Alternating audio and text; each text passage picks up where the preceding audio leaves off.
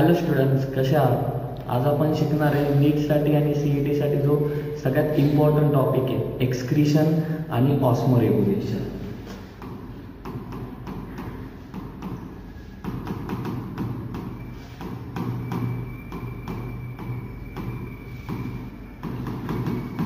तर generally excretion म्हणजे काय असतं किंवा एक्सक्रीशन टर्मचं मिनिंग काय किंवा ऑस्मोरेग्युलेशन जे आहे ना, तर ऑस्मोरेग्युलेशन टर्मचं मिनिंग काय असतं? तर जनरली एक्सक्रीशन म्हणजे काय असतं की जे आपल्या बॉडीमधलं जे नायट्रोजनस वेस्ट मटेरियल, कोणतं नायट्रोजनस वेस्ट मटेरियल, ज्याला की आपण म्हणतो युरिया, तर ते आपण बॉडीच्या बाहेर टाकतो, थ्रू आउट करतो, त्याला आपण काय म्हणतो? एक्सक्रीशन म्हणत असतो. काय म्हणत असतो? एक्सक्रीशन म्हणत असतो. ठीक आहे.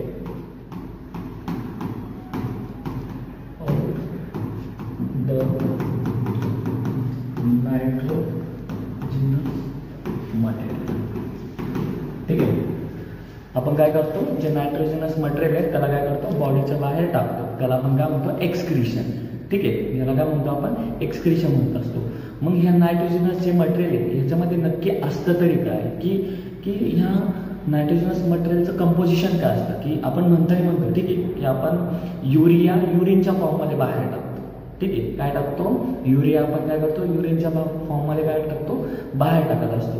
मग या युरियामध्ये असतं तरी काय असतात? तर ह्याच्यामध्ये असतात आपल्या बॉडीमधले वेस्ट मटेरियल, जसं की तुम्ही बघा कार्बन डायऑक्साईड असतो. ठीक आहे. कार्बन डायऑक्साईड कसा? तर जनरली बघा, जो आपण ऑक्सिजन इनहेल करतो रिस्पिरेशनमध्ये, बरोबर, आणि कार्बन डायऑक्साईड रिलीज करतो, तर रिलीज होताना आपल्या बॉडीमधला जो 30% कार्बन डायऑक्साईड आहे तो गॅसेसच्या फॉर्ममध्ये बाहेर जातो, पण उरलेला जो 70% कार्बन डायऑक्साईड आहे तो एक्सक्रीशन थ्रू बायकार्बोनेटच्या फॉर्ममध्ये बाहेर जातो. कशाच्या फॉर्ममध्ये? बायकार्बोनेटच्या फॉर्ममध्ये काय होत असतो? तो आपल्या बॉडी बाहेर जात असतो. ठीक आहे. हा एक मटेरियल झाला. दुसरी गोष्ट, आपल्या बॉडीमधलं वॉटर, युरिन डायल्यूट करण्यासाठी किंवा कॉन्सन्ट्रेट करण्यासाठी काय लागतात? वॉटर लागत असतं. तर वॉटर सुद्धा एक्सक्रीशन थ्रू आपल्या बॉडी बाहेर जात असतं. जसं की तुम्ही एक्झाम्पल पकडा की आपल्या बॉडीवरती स्वेट ग्लँड्स असतात, तर स्वेट ग्लँड थ्रू आपल्या बॉडीमधनं सॉल्ट आणि वॉटर बाहेर जात असतं, ना की युरिन बाहेर जातं किंवा युरिया बाहेर जात असतं. तर हे मटेरियल असतं एक्सक्रीटरी. याच्या व्यतिरिक्त खूप सारे पिगमेंट्स, हे सुद्धा एक्सक्रीशन थ्रू आपल्या बॉडी बाहेर जात असतात. मग हे पिगमेंट म्हणजे नक्की काय असतं किंवा कोणत्या पिगमेंट्स वगैरे जे आहेत ते आपल्या बॉडी बाहेर जात वगैरे असतात?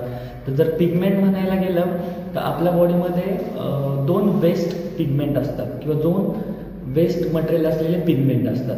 ते 2 पिगमेंट कोणते असतात? एक असतात बिलिरुबिन आणि दुसरं असतात बिलिव्हर्डिन. ठीक आहे. मग हे पिगमेंट जे असतात हे बनतात तरी कुठे ॲक्च्युली? तर जनरली आपल्याला माहिती आहे की आपल्या बॉडीमध्ये ज्या RBC, रेड ब्लड सेल्स, बरोबर, तर रेड ब्लड सेलची लाईफ असते. तर एव्हरी 120 डेज नंतर, म्हणजे दर 120 दिवसानंतर आपल्या बॉडीमधल्या RBC जे असतात, रेड ब्लड सेल, त्या ब्रेकडाऊन होतात. कुठे ब्रेकडाऊन होतात? त्या लिव्हरमध्ये ब्रेकडाऊन होतात, बरोबर. ते 120 दिवसानंतर ज्या आपल्या बॉडीमधल्या ज्या RBC त्या आपल्या लिव्हरमध्ये ब्रेकडाऊन होतात आणि ब्रेकडाऊन झाल्यानंतर त्यांच्यापासून 2 पिगमेंट फॉर्म होत असतात. ते पिगमेंट कोणते असतात? एक असतात बिलिरुबिन आणि दुसरं पिगमेंट असतात बिलिव्हर्डिन, बरोबर. तर हे सुद्धा वेस्ट मटेरियल आपल्या बॉडीच्या बाहेर जात असतात. इवन याच्या रिलेटेड आपल्या बॉडीमध्ये काही डिसीज पण होतात, बरोबर. जसं की तुम्ही ऐकलं असेल जॉन्डिस, ज्याला आपण कावेर म्हणतो किंवा हिंदीमध्ये आपण त्याला पिलिया वगैरे म्हणतो. तर त्याच्यामध्ये काय होतात की आपल्या बॉडीमध्ये आहे ना एक्सेस अमाऊंटमध्ये आहे ना बिलिरुबिन बिलिव्हर्डिन वाढतं. का? कारण आपल्या बॉडीमध्ये एक्सेस अमाऊंटमध्ये RBCचं ब्रेकडाऊन झालेलं आहे. पॉईंट काय आला? हे पिगमेंट आपल्या बॉडीमध्ये नायट्रोजनस वेस्टच्या फॉर्ममध्ये बाहेर जात असतात. याच्या व्यतिरिक्त काही व्हिटॅमिन्स वगैरे असतात आणि उरलेले रिमेनिंग नायट्रोजनस वेस्ट. ठीक आहे. तर हे सगळे काय असतात? नायट्रोजनस वेस्ट मटेरियल वगैरे असतात. हे काय होतात? आपल्या बॉडीमध्ये एक्सक्रीट होत असतात. पॉईंट काय आला? तर आपण याला काय म्हणतो? एक्सक्रीशन. तर थोडक्यात काय असतात की आपल्या बॉडीमधलं जे वेस्ट मटेरियल आहे, नायट्रोजनस वेस्ट किंवा लिक्विड मटेरियल, जे आपण काय करतो बॉडी बाहेर थ्रू आउट करतो, त्याला आपण काय म्हणतो एक्सक्रीशन म्हणत असतो. हे झालं एक्सक्रीशनच्या बाबतीत. आता दुसरी जी टर्म येते तिचं नाव आहे ऑस्मो रेग्युलेशन. ठीक आहे, ऑस्मो रेग्युलेशन. आता ऑस्मो रेग्युलेशन म्हणजे काय असतं किंवा ऑस्मो रेग्युलेशनचं ऍक्च्युअल मिनिंग काय असतं, ठीक आहे, आपण ते बघू. तर जनरली बघा की आपली बॉडी असते, बरोबर. आपल्या बॉडी जी आहे ती ऑलमोस्ट आहे ना 70 to 80% वॉटरपासून बनलेली असते. किती? 70 to 80% आपल्या बॉडीमध्ये काय अवेलेबल असतं? वॉटर प्रेझेंट असतं. काय प्रेझेंट असतं? वॉटर प्रेझेंट असतं. आणि रिमेनिंग आपल्या बॉडीतला ड्राय वेट वगैरे असतं. तर ऑस्मो रेग्युलेशन ही जी टर्म आहे ना ती एका टर्मपासून येते, त्याचं नाव असतं ऑस्मोसिस. काय असतं?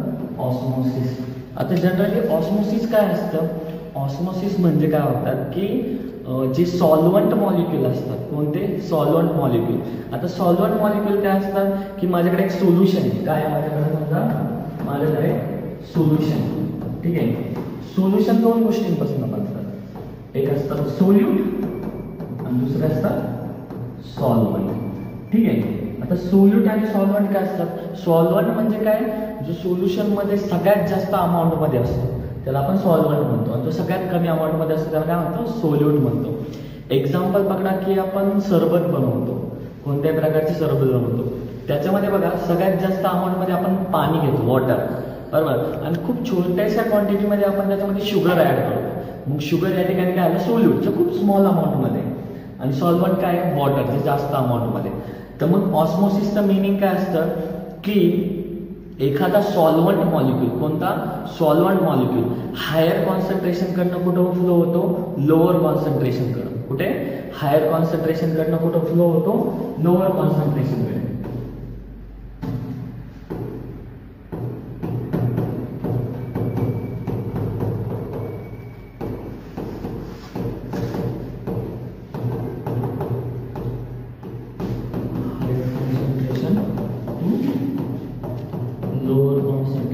ठीक आहे, तर सॉल्वंट मॉलिक्यूल काय होतो? हायर कॉन्सन्ट्रेशन कडनं लोअर कॉन्सन्ट्रेशन कडं मूव्ह होतो. पण मूव्ह होताना तो काय करतो? एका सेमी परमिएबल मेम्ब्रेन थ्रू होतो, एका selectively permeable membrane through move होतो. त्याला आपण काय म्हणतो?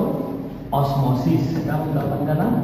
Osmosis. Through semi permeable membrane. ठीक आहे, कशा थ्रू? Semi permeable membrane. तर सेमी परमिएबल मेम्ब्रेन काय असते की अशी मेम्ब्रेन जी सिलेक्टेड गोष्टींनाच अलाउड करते किंवा सिलेक्टेड गोष्टींनाच एंट्री वगैरे देत असते. मग ती एंट्री कोणाला देते? ती सॉल्वंट मॉलिक्यूलला देते, ना की सोल्यूट मॉलिक्यूलला देते. तर ऑस्मोसिसचं मिनिंग काय असतं की एखादा मॉलिक्यूल हायर कॉन्सन्ट्रेशन कडनं किंवा सॉल्वंट मॉलिक्यूल हायर कॉन्सन्ट्रेशन कडनं लोअर कॉन्सन्ट्रेशन कडं मूव्ह होतो थ्रू सेमी परमिएबल मेम्ब्रेन. त्याला काय म्हणतो आपण? ऑस्मोसिस. ऑस्मोसिसमुळे काय होतं की जे सॉल्वंट मॉलिक्यूल आहे ते सेपरेट होतात. सोल्यूट पासून ते काय होतात? सेपरेट वगैरे होत असतात, बरोबर. तर ऑस्मोसिसमुळे काय होतं? सॉल्वंट वेगळा आणि सोल्यूट वेगळा.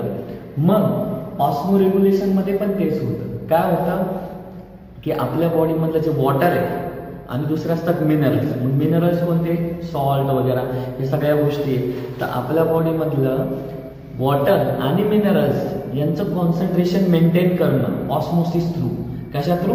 ऑस्मोसिस थ्रू आपल्या बॉडीमधलं वॉटर आणि जे काय मिनरल्स आहेत, सॉल्ट आहे, याचं कॉन्सन्ट्रेशन मेंटेन करणं म्हणजे काय? Osmo regulation. पॉइंट काय आला? तर ऑस्मो रेग्युलेशन काय असतं? To maintain water and mineral concentration in body. ठीक आहे, तर बॉडीमधलं वॉटर आणि मिनरलचं कॉन्सन्ट्रेशन मेंटेन करणं म्हणजे काय असतं? ऑस्मो रेग्युलेशन असतं. काय असतं? Osmo regulation.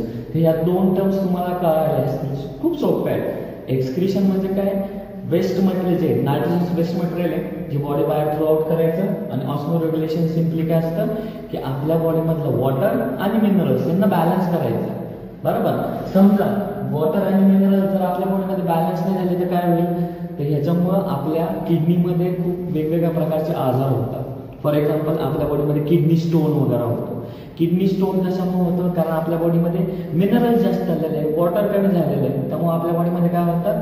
किडनी स्टोन होतो. म्हणून आपल्याला वॉटर आणि मिनरल्स हे दोघांचं कॉन्सन्ट्रेशन मेंटेन करणं खूप इम्पॉर्टंट असतं. पॉईंट काय आला, आता बघा आपण एक्सक्रिशन थ्रू पुढच्या चॅप्टरमध्ये पुढे प्रोसीड वगैरे आहोत. ठीक आहे. आता जनरली जर बघायला गेलं तर असं नाहीये की सगळ्याच ॲनिमलमध्ये किडनी आहे जी एक्सक्रिशन करेल. म्हणजे थोडक्यात सांगायचं काय झालं की आपली जी बॉडी ह्युमन्स आहे आपण, बरोबर, तर आपल्या ह्युमन्समध्ये जी किडनी असते ना, तर किडनी काय करत असते, एक्सक्रिशन करत असते.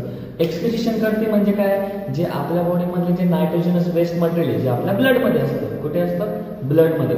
तर ब्लडमधनं ते नायट्रोजनस वेस्ट मटेरियल आहे ना, ते आपण सेपरेट करतो. काय करतो, सेपरेट करतो. आणि कशा थ्रू सेपरेट करतो, हे किडनी थ्रू करत असतो. तर असं प्रत्येक ॲनिमलमध्ये वेगवेगळे ऑर्गन असतात. असं नाहीये की प्रत्येक ॲनिमलमध्ये किडनीच असतात. तर वेगवेगळ्या ॲनिमलमध्ये म्हणजे जर तुम्ही साधारण पकडायचं जर झालं तर फिशेसच्या बाबतीमध्ये वेगळी सिस्टीम असतात, बरोबर. त्यांच्या एक्सक्रिशनसाठी वेगवेगळ्या सेल्स वगैरे असतात. किंवा तुम्ही आर्थ्रोपोडा वगैरे ह्या जर क्लास वगैरेमध्ये गेला तर त्या ठिकाणी खूप वेगवेगळ्या सेल्स असतात. कोक्झल ग्लँड वगैरे असतात, ग्रीन ग्लँड वगैरे असतात. खूप साऱ्या सिस्टीम्स किंवा खूप सारे ऑर्गन्स वगैरे असतात. तर हे जे एक्सक्रिशनची प्रोसेस आहे प्रत्येक ॲनिमलमध्ये वेगवेगळ्या ऑर्गननी होत असते. मग जर वेगवेगळ्या ऑर्गननी जर एक्सक्रिशन होत आहे तर प्रत्येक ॲनिमलमध्ये ना एक्सक्रिशनचा जो प्रोडक्ट असतो किंवा जे एक्सक्रिटेड मटेरियल असतं ना ते वेगवेगळं असतं. आणि ते डिपेंड करतं त्याच्या हॅबिटॅटवरती किंवा ते डिपेंड करतं की त्याच्यामध्ये वॉटर किती अवेलेबल आहे, बरोबर. तर on the basis of water availability आपण काय करतो, जे काय एक्सक्रिशन करणारे जे ॲनिमल्स आहे आपण त्यांना कॅटेगराईज करतो तीन ग्रुपमध्ये. किती, 3 ग्रुपमध्ये.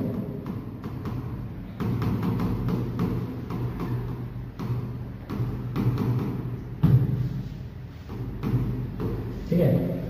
म्हणजे 3 ग्रुप कोणते असतात, सगळ्यात पहिले की जे ॲक्वॅटिक ॲनिमल्स असतात म्हणजे पाण्यात राहणारे. तर ॲक्वॅटिक ॲनिमल्समध्ये जो एक्सक्रिटेड प्रोडक्ट असतो ना तो असतो अमोनिया. काय असतो तो, अमोनिया. ठीक आहे. एक्सक्रिटेड प्रोडक्ट कोणता आहे, अमोनिया. मग जे animal ammonia as a excreted product समजले जातात त्यांना आपण म्हणतो अमिनोटेरिक ॲनिमल.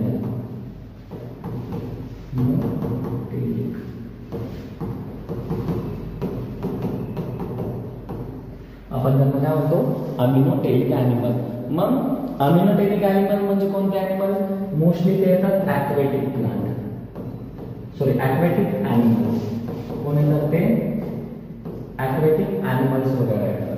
कोण येतात ते, ॲक्वॅटिक ॲनिमल्स वगैरे. वेगवेगळ्या प्रकारचे बोनी फिशेस. ठीक आहे. किंवा तुम्ही कन्सिडर करा की अमिला पण याच्यामध्ये येतो, प्लॅनेरिया. ठीक आहे. हे सगळे एक्झाम्पल कशाचे, अमिनोटेरिक ॲनिमल्स. कशाचे, अमिनोटेरिक ॲनिमल्स. ठीक आहे. यासाठी एक मेजरमेंट पण असतं. ते मेजरमेंट काय असतं, समजा एखादा ॲक्वॅटिक ॲनिमल आहे, बरोबर. त्या ॲक्वॅटिक ॲनिमलला 1 ग्रॅम अमोनिया एक्सक्रीट करायचा आहे. किती, 1 ग्रॅम अमोनिया एक्सक्रीट करायचा आहे. तर 1 ग्रॅम अमोनिया एक्सक्रीट करण्यासाठी त्याला ऑलमोस्ट 300 to 500 ml वॉटर लागतं. किती लागतात, 300 to 500 ml वॉटर लागतात. म्हणजे जास्त अमाऊंटमध्ये वॉटर लागतं. आणि जास्त अमाऊंटमध्ये वॉटर कोणाकडे अवेलेबल आहे, ते अवेलेबल आहे ॲक्वॅटिक ॲनिमल्सकडे. कुठं आहे ते अवेलेबल, ॲक्वॅटिक ॲनिमल्सकडे. दुसरा जो प्रकार याच्यामध्ये येतो ते असतात ज्यांच्या बॉडीमधनं urea as a excretory material असतं. कोणतं, urea as a excretory animal. Urea as a excretory product वगैरे असतं. त्यांना आपण म्हणतो युरिकोटेलिक ॲनिमल्स. काय म्हणतो आपण त्यांना, युरिकोटेलिक ॲनिमल्स, बरोबर. मग यांच्यामध्ये पण एक मेजरमेंट असतं. काय असतं की 1 ग्रॅम युरिया एक्सक्रीट करण्यासाठी 50 ml वॉटर रिक्वायर असतं. किती, 50 ml वॉटर रिक्वायर असतं, बरोबर. मग यांच्यामध्ये कमी वॉटर रिक्वायर असतात. आणि युरिकोटेलिक कोण आहे, आपण स्वतः युरिकोटेलिक वगैरे येतात. त्याचे काही एक्झाम्पल्स आहेत जसं की खूप सारे मॅमल्स, जसं की तुम्ही ह्युमन पकडा, ठीक आहे, सील पकडा, व्हेल पकडा, हे सगळेच्या सगळे ॲनिमल्स काय युरिकोटेलिक ॲनिमल्स आहेत की जे ॲज अ एक्सक्रिटेड प्रोडक्ट काय युरिया बनवतात. काय बनवतात? युरिया बनवतात. आणि लास्ट जो प्रकार वगैरे येतो त्याच्यामध्ये येतात excreted product in the form of uric acid. म्हणजे ते एक्सक्रिशन करतात कशाच्या फॉर्ममध्ये? युरिक ॲसिडच्या फॉर्ममध्ये करतात. त्या ॲनिमलला आपण म्हणतात युरिकोटेलिक ॲनिमल. काय म्हणतो आपण त्यांना? युरिकोटेलिक ॲनिमल्स म्हणत असतो. ठीक आहे. मग युरिकोटेलिक जे ॲनिमल्स आहेत त्यांना 1 ग्रॅम युरिक ॲसिड एक्सक्रीट करण्यासाठी ओनली 10 ml वॉटर लागतं. म्हणजे खूप कमी अमाऊंटमध्ये काय लागत असतं त्यांना? वॉटर रिक्वायर करायला लागत असतात. मग असे याच्यामध्ये कोणते कोणते ग्रुप येतात? याच्यामध्ये सगळ्यात पहिले येतात बर्ड्स, रेप्टाइल्स. ठीक आहे. बर्ड्स आणि रेप्टाइल्स जर तुम्ही बघितलं की हे खूप लाईट वेटेड असतात. बरोबर. आणि आपण सुरुवातीलाच म्हटलं होतं की आपल्या बॉडीमध्ये 80 to 90% वॉटर आहे. बरोबर. म्हणजे सफिशियंट अमाऊंटमध्ये वॉटर आहे. जसं बर्ड्सच्या बॉडीमध्ये तेवढं सफिशियंट अमाऊंटमध्ये वॉटर अवेलेबल वगैरे नसतं. इवन त्यांना बॉडीमध्ये त्यांना फ्लाईंग करण्यासाठी लो वेट मेंटेन करणं पण गरजेचं असतं.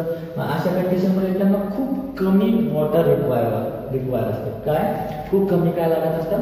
वॉटर रिक्वायर वगैरे लागत असतात. तर ते ओनली किती? फक्त 10 ml वॉटर असतं.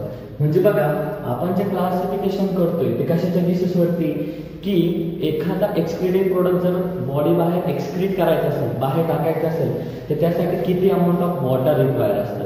म्हणजे याचा बघा एक्सक्रिशन आणि ऑस्मोरेग्युलेशनचा संबंध डायरेक्ट येतो. का? ऑस्मोरेग्युलेशन मध्ये वॉटर आणि मिनरल्स बॅलन्स करतो. बरोबर ना. आणि एक्सक्रिशन मध्ये बघा की युरिया, युरिन हे सगळे मॉलिक्युल काय आहे? सगळे मिनरल्स झाले. याच्या बदल्यामध्ये आपल्याला काय बॅलन्स करायचं असतं? वॉटर बॅलन्स करायचं असतं. म्हणून आपण याला 3 कॅटेगरीमध्ये डिवाइड करतो. तर हे जनरली एक्सक्रिटेड प्रोडक्टच्या बेसिसवरती आपण काय करत असतो? क्लासिफिकेशन करत असतो. काय करत असतो? क्लासिफिकेशन. बाकीचा उरलेला पार्ट आपण नेक्स्ट लेक्चरमध्ये. थँक्यू.